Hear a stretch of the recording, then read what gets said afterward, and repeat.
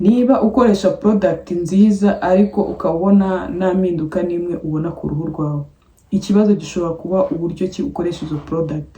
Ushobora kuba utazi uburyo bazikurikirana, ushobora kuba utazi ku manywa bakoresha ibihe, nijoro bakoresha ibihe.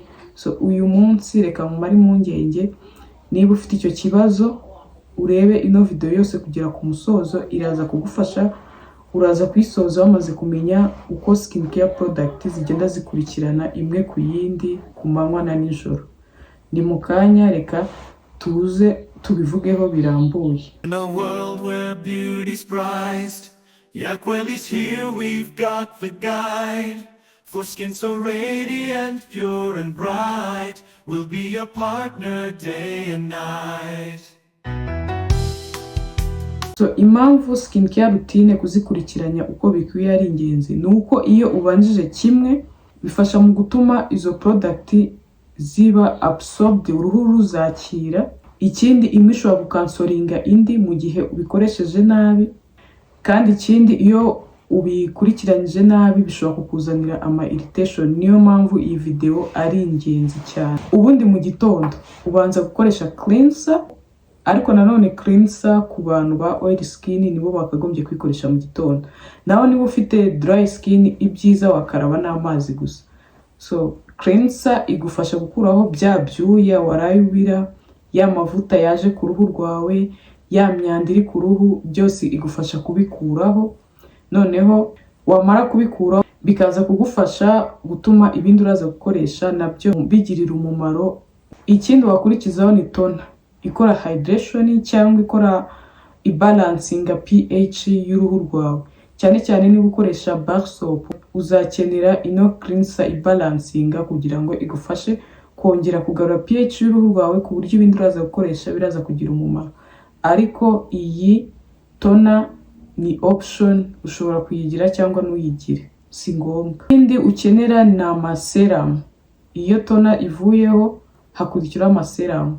Amaseramu nka vitamin C, niacinamide, nyine ukoresha ku manywa utuntu tw'uduseramu turi antioxidant tugufasha. Niacinamide igufasha kuringaniza amavuta ku ruhu, vitamin C igufasha kuza guha imbaraga sunscreen yawe ikakurinda ku rwego rwo hejuru. Kandi no ku muntu ukorera ahantu hari amavumbi, vitamin C zimufasha kuba ya myanda ahura nayo muri environment itagira ingaruka imugiraho. Urumva ko uduseramu tuba ari ngombwa, ariko utanadufite nta kibazo. Akandi gaseramu wakenera ku manywa ni agaseramu kaguha hydration nka hyaluronic acid, ikagufasha koroshya uruhu rwo hejuru, waza kwisiga ibindi bikaza kuguha umusaruro. Ikintu ugomba kumenya nuko muri skincare duhera ku bintu utuntu tworoshye nk'utuntu tw'utuzi, nk'udutona tubara amazi, ugakurikiza agaseramu ko kaba kajya kumera ukuntu. Nyine uhera ku tuntu tworoheje ujya kuri bya bintu biba biremereye nk'amakreme, ibintu n'ibyo. So iyo rero ubanjije kimwe ukakibanza hejuru, iyo wisukurikizaho ibindi. Niba wabanjije moisturizer ugakurikizaho toner, ya moisturizer ishobora gutuma ya toner itagera ku ruhu. Niyo mpamvu muri skincare ari ngombwa gukurikiranya ibintu uko byakagombye, ugahera ku bintu bifite texture ntoya ugakurikizaho ibindi bisa nkaho biremereye.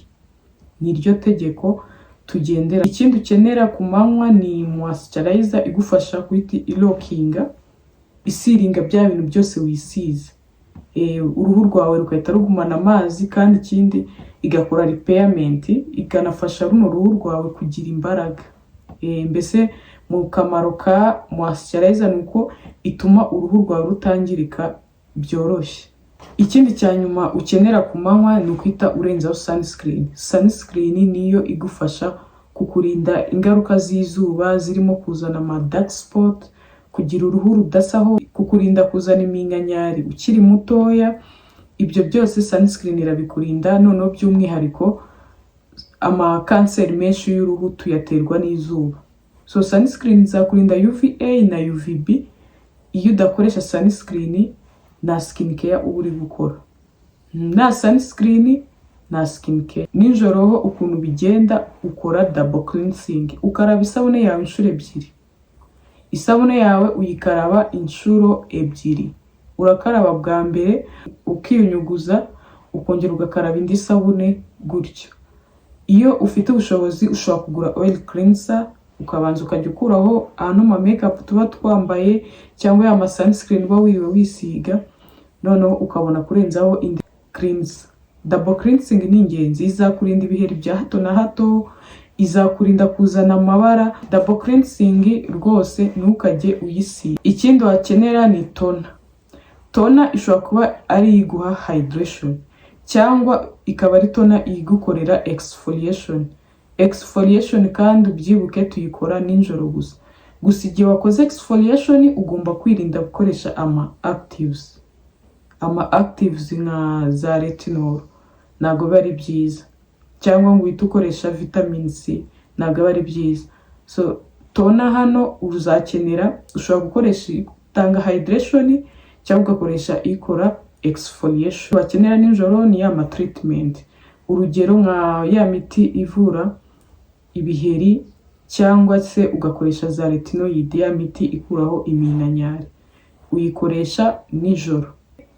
Niba ugiye gukoresha treatment hitamo ukoresha imwe, kuko kuhita ubikoresha byose icyarimwe ushobora kutabona umumaro n'umwe izo product zitanga, kuko imwe ishobora gukansoringa indi. Kandi ikindi ugomba kumenya nuko iyo ukoresheje actives nyinshi mu mwanya umwe bitinza gukira. Nyuma y'izo treatment ukoresha moisturizer. Ukoresha moisturizer gufasha gusiringa bya bindi byose wari wisize. Kandi ikindi moisturizer nkuko twabivuze igufasha gukora repairment. Nyuma ya moisturizer ushobora kuhita urenzaho oil.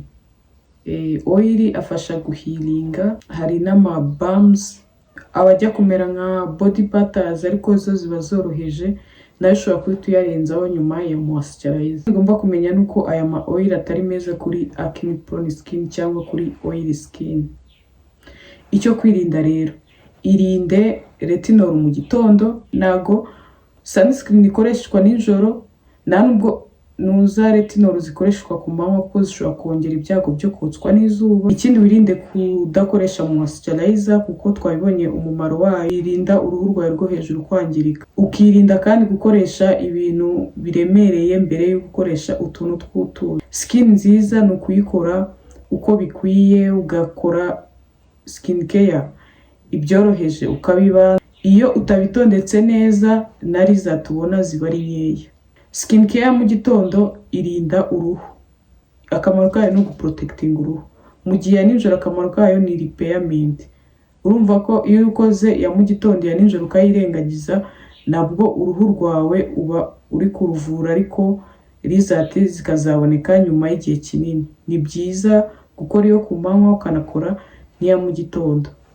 Niba utari wadukurikira udukurikire, kuko hano ibintu tuvuga ni ukwita ku ruhu rwacu. Buri muntu wese akajya kugura amavuta azi ibyo agura, apana kureba ngo ibi bigezweho nawe ukabura hashya kandi wenda bitazanagukorera. So wibuke gukanda kuri subscribe ibiganiro n'ibi bitazajya bigucika.